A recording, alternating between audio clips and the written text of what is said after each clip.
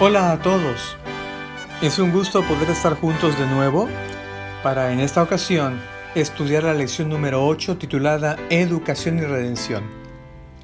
El texto de memoria para esta semana ha sido 2 de Timoteo 3:16. Toda la escritura es inspirada por Dios y útil para enseñar, para redarguir, para corregir, para instruir en justicia. Deseo iniciar con una pregunta. ¿Qué sucede hoy cuando intentas compartir tu fe? Esto es, presentar el Evangelio, especialmente dentro de los círculos académicos o profesionales. Bueno, es probable que ya lo intentaste y que encontraste cuando hablaste sobre verdad, pecado, fe e iglesia. Es probable que ya encontraste respuestas, permíteme llamarle bloqueadoras, que contradicen las ideas bíblicas, por ejemplo, contra la verdad, como que es un concepto solo personal o pasado de moda, o alguna respuesta bloqueadora con respecto al pecado, como que fuera una idea de religioso solamente. Por supuesto, tú sabes y yo que esto solo sucede porque la Biblia no es un libro valorado con primacía en la mente de muchas personas en la actualidad. Te propongo por ello que para el estudio de esta ocasión abordemos la historia de la redención desde otro punto de vista, como el de un maestro con sus estudiantes. Ellos, los estudiantes, escuchan la instrucción, pero con todo y que han tenido el mejor maestro en la historia de la humanidad, tienen un alto índice de reprobación en su experiencia académica. Sin embargo, este gran maestro continúa de manera paciente y bondadosa, enseñando, guiando y motivando. Vez tras vez, lección tras lección, hasta que ellos dan evidencias de aprendizaje. Lo realmente bello de esta historia es que está garantizado un final feliz. Sí, porque se logra cumplir el objetivo, se llega a la meta, y es por el amor divino y a través de su gracia que esto será o llegará a ser posible. La historia de la Biblia es esencialmente una bella e interesante invitación a conocer al Creador y a poder comprender su voluntad para tu vida. Aprender a conocer y entender la voluntad de Dios, déjame decirte que es la mejor respuesta que tú puedes dar al don de su gracia. Bien, el concepto a imagen de Dios. Sabes que esta idea ha sido muy debatida en círculos teológicos y fuera de ellos. Sin embargo, en esta ocasión, deseo decirte que probablemente parte de la motivación divina para hacer al ser humano a su imagen sea para que a través de esa similitud pueda llegar a ser más fácil la comunicación de su amor y la transmisión también de su conocimiento, con la finalidad de permitirte a ti y a mí una vida digna, honesta, vibrante y por ello verdaderamente feliz y plena. Mira, ya el Señor dejó una guía sobre esto y te comparto la cita que aparece en la Educación, página 14. Dice a la letra: todo verdadero conocimiento y desarrollo tienen su origen en el conocimiento de Dios. Donde quiera nos dirijamos, al dominio físico, mental y espiritual, cualquier cosa que contemplemos fuera de la triste realidad del pecado, en todo vemos ese conocimiento.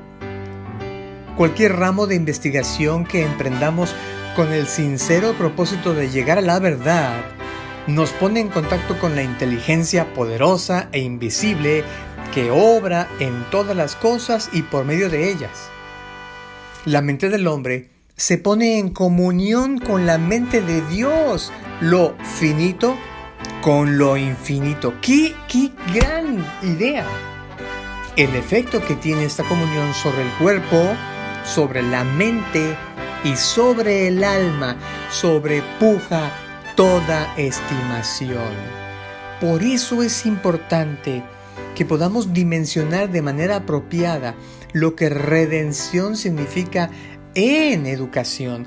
La educación salva, la educación guía, la educación enseña, la educación rescata, la educación nos pone en contacto con la mente de Dios.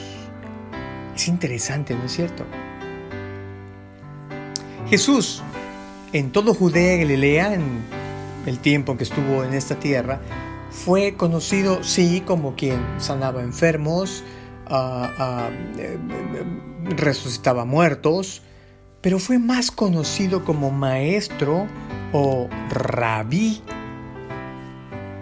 El profeta Isaías lo reveló mucho tiempo atrás con una certeza irrefutable. Fíjate en el capítulo 11 del versículo 2 de Isaías, dice la cita: reposará sobre él el Espíritu de Jehová. Mira qué interesante. Sobre el rabí, sobre el Maestro Jesús, el Espíritu de Jehová. Y eso significa que tiene, dice Isaías, el espíritu de sabiduría, de inteligencia, de consejo, de poder, de conocimiento y del temor, el respeto a Jehová. Mira que si solo tomamos esta cita, podríamos decir absolutamente todo con respecto a cuán importante, cuán vital llega a ser buscar a Dios para realmente vivir bien, vivir correctamente.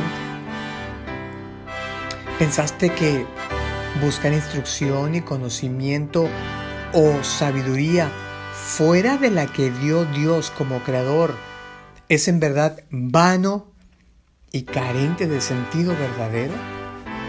Interesante, muy interesante.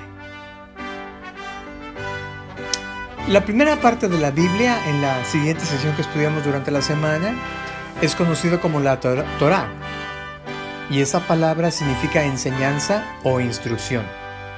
En general se piensa que la ley es el conjunto de normas y reglamentos que deben cumplirse para asegurarse la buena voluntad de Dios. Pero déjame te digo que no es realmente así, o por lo menos no debe entenderse así.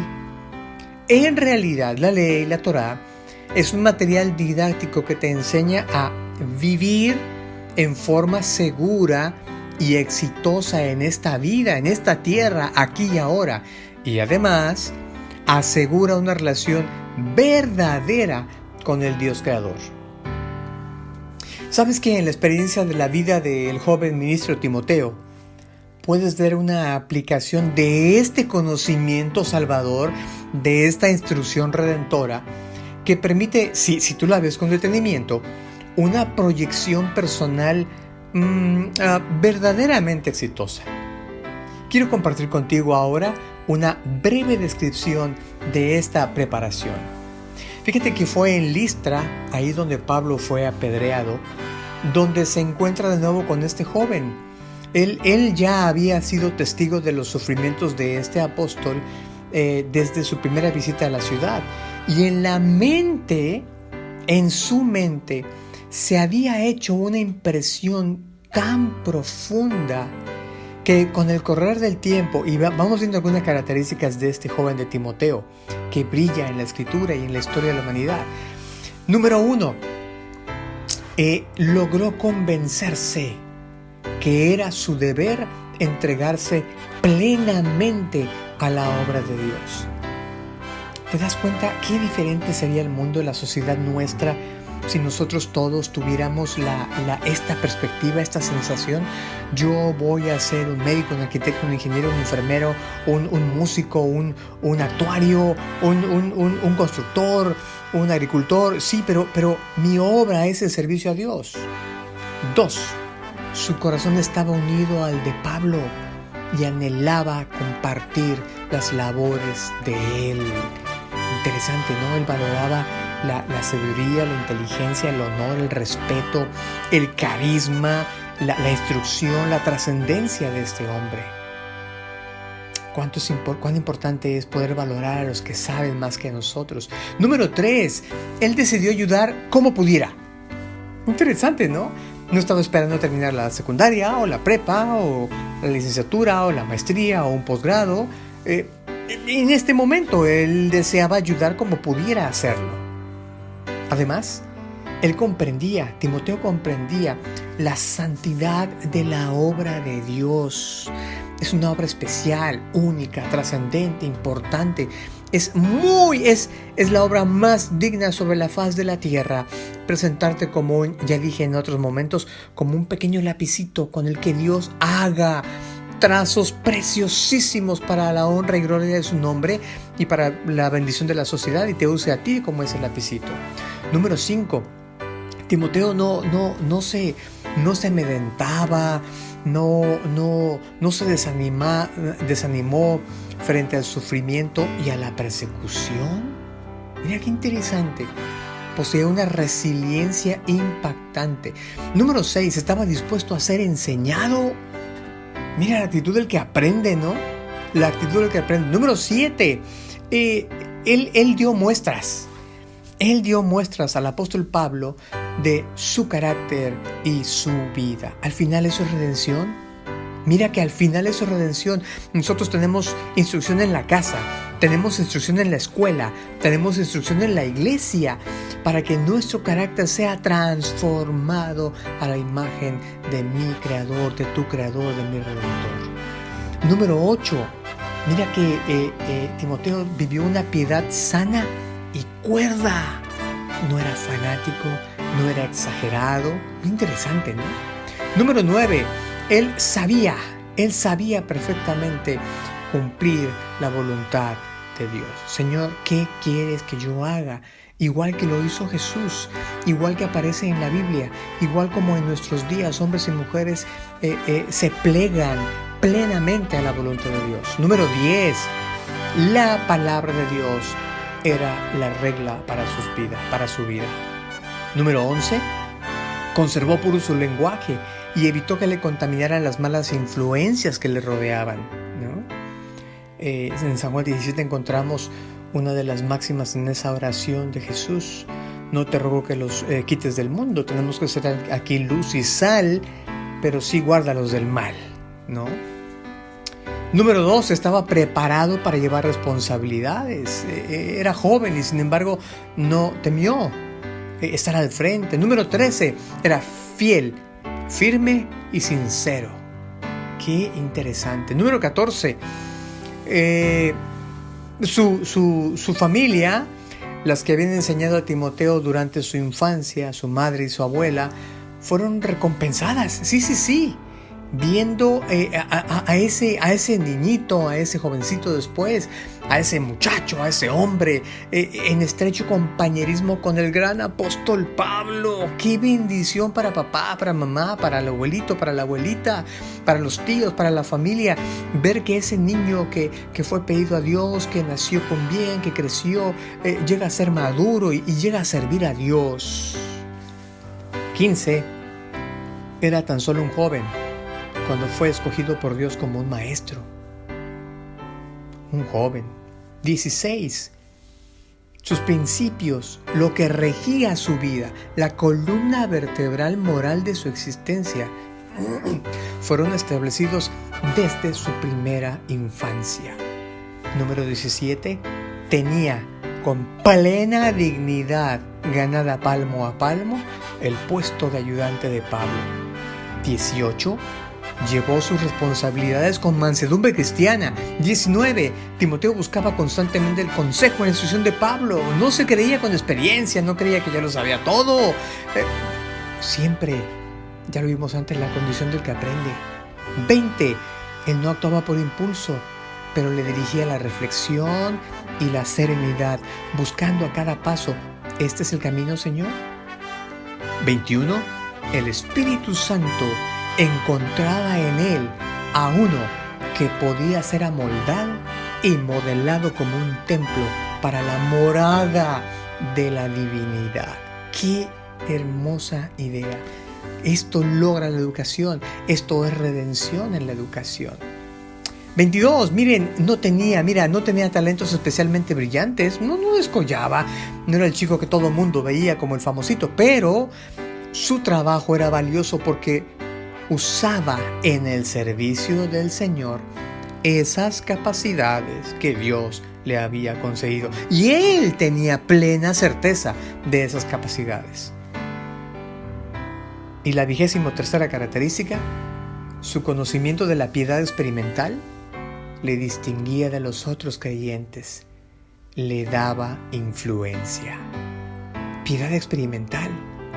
Sí, mira que tú y yo podemos ser hoy, todos los que escuchamos esto, si podemos acercarnos al Señor, si decidimos acercarnos a Él, podemos nosotros hoy también vivir esa piedad experimental que te permita hacerte único, diferente, distinguido de entre todo el común de la gente.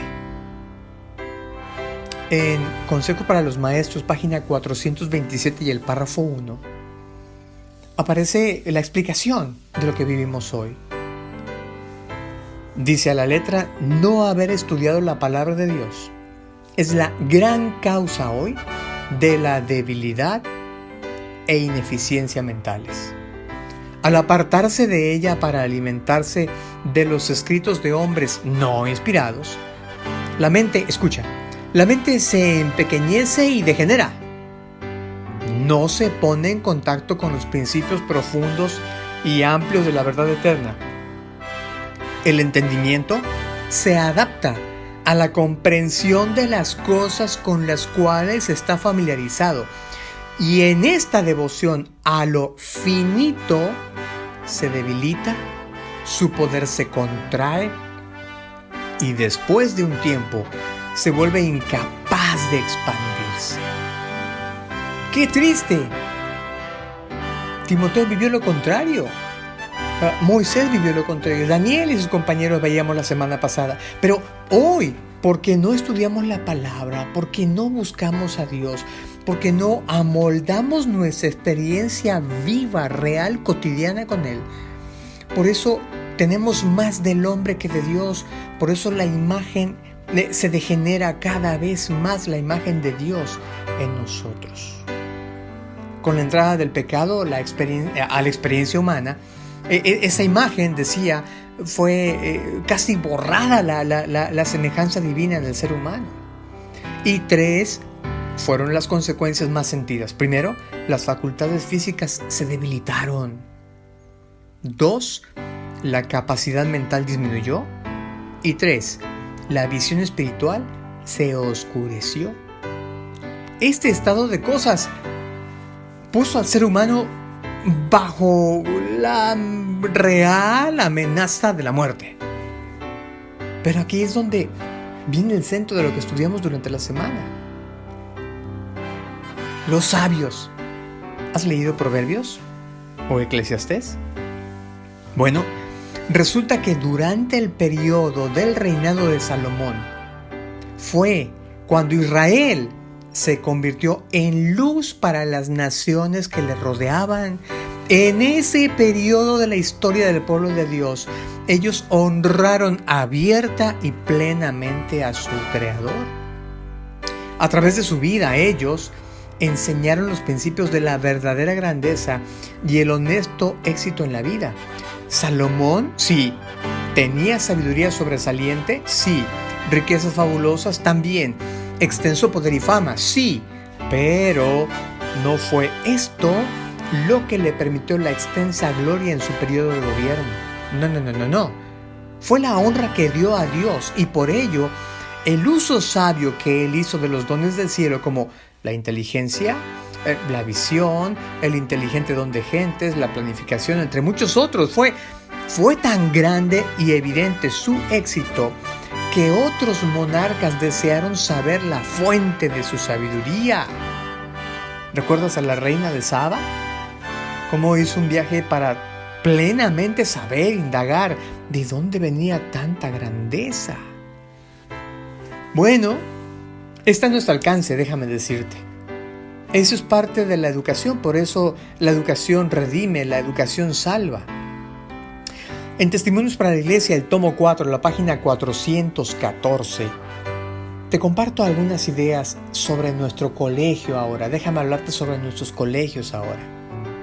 Si la influencia de nuestro colegio es la que debiera ser, los jóvenes que están en él estarán capacitados para discernir, entender a Dios y glorificarlo en toda su obra. Mientras estén ocupados cultivando las facultades que Dios les ha dado, fíjate, cultivando eso que Dios nos dio, se prepararán para rendirle un servicio aún más eficaz.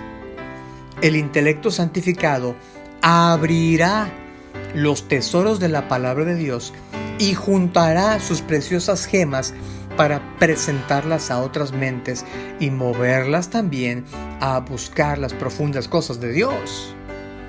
El conocimiento de la riqueza de su gracia ennoblecerá y enaltecerá el alma humana, y mediante la conexión con Cristo será partícipe de la naturaleza divina y obtendrá el poder para resistir los embates del enemigo de las almas. Fíjate, los colegios son ciudades de refugio, es la escuela de los profetas.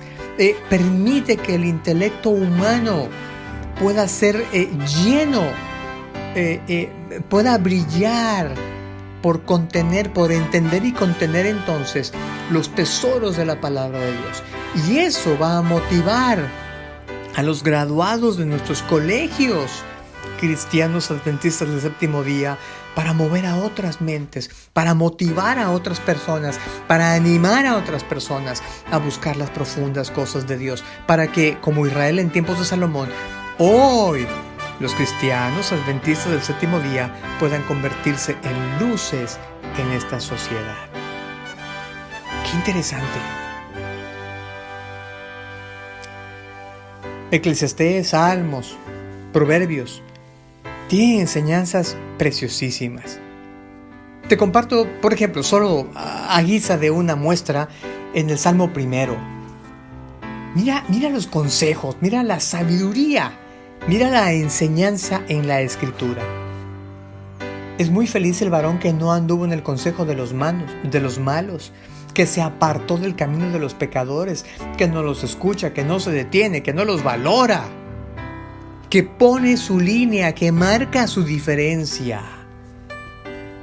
Qué triste que a veces por tristes convencionalismos sociales no nos apartamos del mal y a veces marchamos casi que identificándonos con ellos.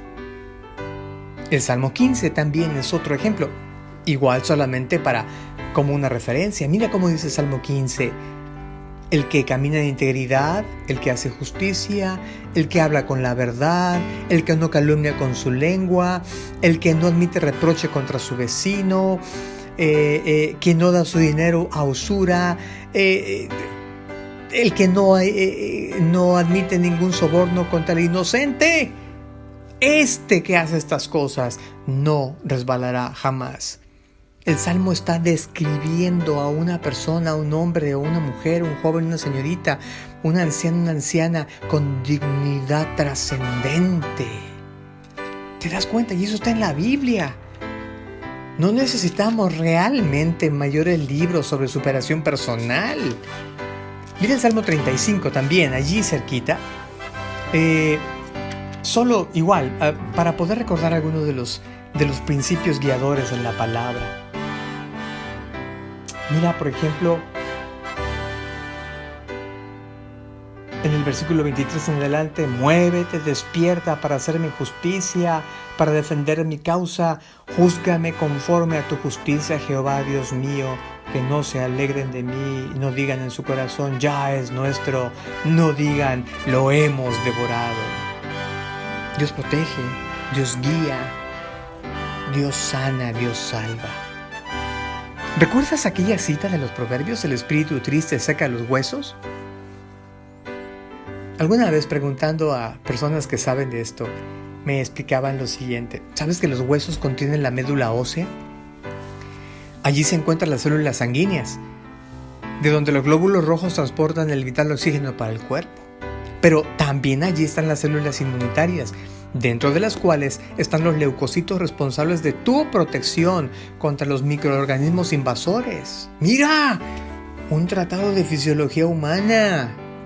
Por eso no es bueno estar triste, no perder la esperanza, no estar apachurrado, como decimos, porque eso nos inmunodeprime.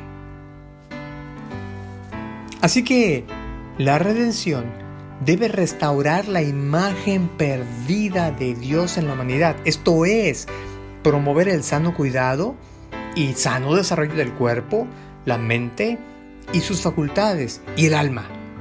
Es devolver al ser humano, tanto como sea posible, a la perfección con la que fue creado por Dios, lo que en la práctica de la vida real te proyectará a un estilo de vida lindo, porque será exitoso y con ello estimulante. Es un estilo estimulante que muchos que están alrededor tuyo desearán imitar.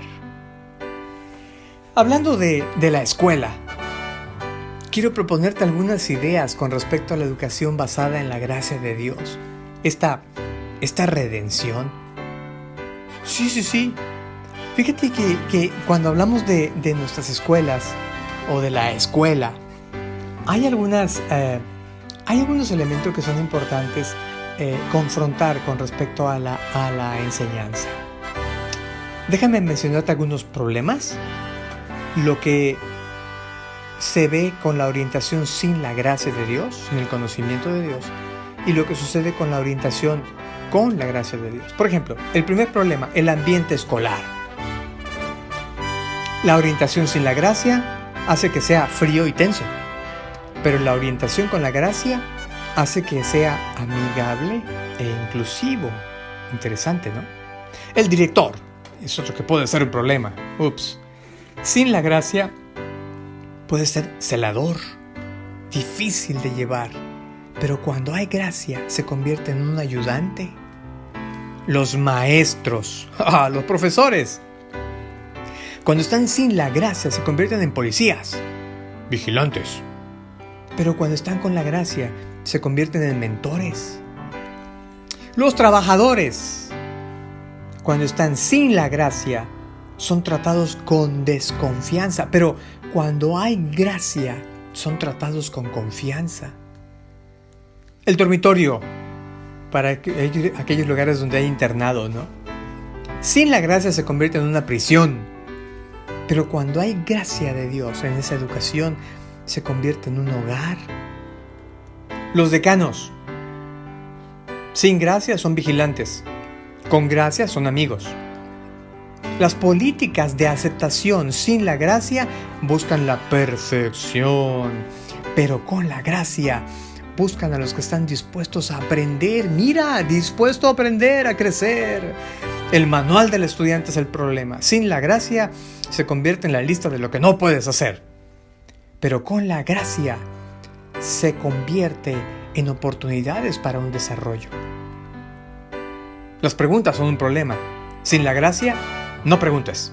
Pero con la gracia hay libertad para preguntar, para entender, para comparar. La obediencia sin la gracia es por miedo. La obediencia con la gracia es por amor. El pecado sin la gracia significa romper las reglas. Pero con la gracia significa romper la relación. La segunda venida sin la gracia es miedo. Pero con la gracia la segunda venida significa alegría. La fe sin la gracia es un salto en la oscuridad. Pero con la gracia es un salto hacia la luz. Dios sin la gracia es un juez severo. Pero con la gracia es un padre amoroso. La ley sin la gracia es una instrucción restrictiva. Pero con la gracia son pautas amorosas redentoras. ¿Te das cuenta de la diferencia? Una enorme diferencia. Te comparto un acróstico que me parece cabe ahora que estamos hablando de la educación de la redención, sobre el maestro adventista. Y empiezo con la palabra maestro. es manso en su carácter, activo en el aula, espiritual en su vida, sociable con los padres, tolerante con los niños, razonable con sus colegas, optimista en su desempeño. Continúo ahora con la palabra adventista.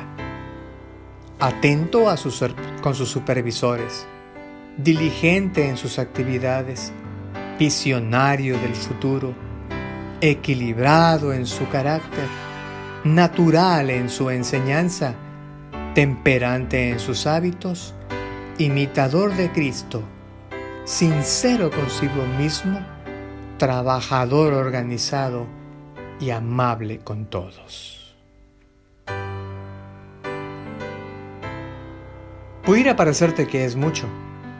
Sin embargo, tenemos un gran auxiliador. También estudiamos la obra del Espíritu Santo. Sí. Y hablaba en nuestra lección de la mente de Cristo. La primera parte de esa cita que lo estudiamos en 1 Corintios 2 está referida en Isaías 40:13. Quien no ha sido regenerado no puede entender las acciones divinas. Y es por ello que no está en condiciones para enseñar nada que sea de verdadero valor a una persona espiritual. Por el contrario, los que son espirituales tienen la guía del Espíritu Divino y por ello pueden saber las cosas más profundas de la vida y de Dios. Para concluir, quiero decirte que todas las áreas de la vida pueden ser influenciadas por las decisiones que tomas y estas tienen directa relación con los aprendizajes previos. Y aquí recordamos lo que hicimos en la casa y en la escuela. El trabajo, la naturaleza y alcances del descanso correcto, los cuestionamientos sociales, las relaciones comunitarias, el templo y la adoración, la economía, la filantropía, las relaciones correctas con las autoridades, los asesoramientos, los sistemas familiares, la crianza de los hijos, la comida, su preparación, la dieta correcta, la vestimenta, cómo vivir la juventud y la madurez, cómo envejecer con dignidad, cómo enfrentar la muerte, solo por mencionar algunas de las áreas importantes en la vida humana. Y es que la verdad es que la información que tenemos de la fe cristiana, de la palabra de Dios, impacta cada rinconcito de la vida diaria del ser humano. Por ello, en verdad que hay mucho que aprender. Por supuesto, solo si deseas desarrollar una vida libre de sombras, plenamente feliz y que honre a Dios. Te invito en este camino, en esta ruta de crecimiento, de desarrollo, que la educación salva. Hasta pronto.